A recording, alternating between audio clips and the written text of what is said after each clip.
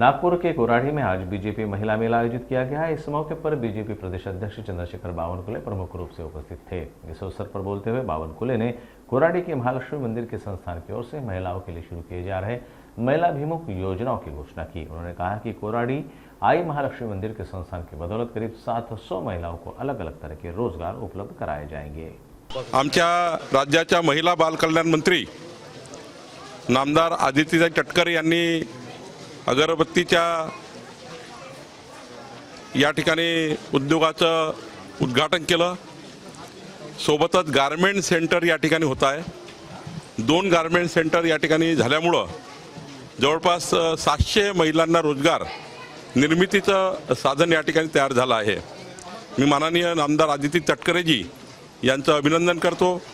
आमचे जिल्हाधिकारी आणि सर्वात महत्त्वाचं माननीय नामदार देवेंद्र फडणवीसजी जे आमचे पालकमंत्री आहेत, राज्याचे उपमुख्यमंत्री आहेत, त्यांनी या प्रकल्पाला आणि माननीय आदित्यताईंनी निधी उपलब्ध करून दिला आणि म्हणूनच आज या ठिकाणी 700 महिलांना रोजगार मिळत आहे। खरबीमध्ये सुद्धा नागपूरमध्ये 300 महिला त्या ठिकाणी रोजगार देणार आहे। आमचे आमदार टेकचंद सावरकरजी, या भागाचे खासदार सर्वांनीच या ठिकाणी अत्यंत मोलाचा वाटा उचललेला आहे। मला आनंद आहे की मुख्यमंत्री माझी लाडली बहीण या योजनेसोबतच अशा वेगवेगळ्या प्रकल्पातनं आमच्या बहिणीला रोजगार मिळत आहे।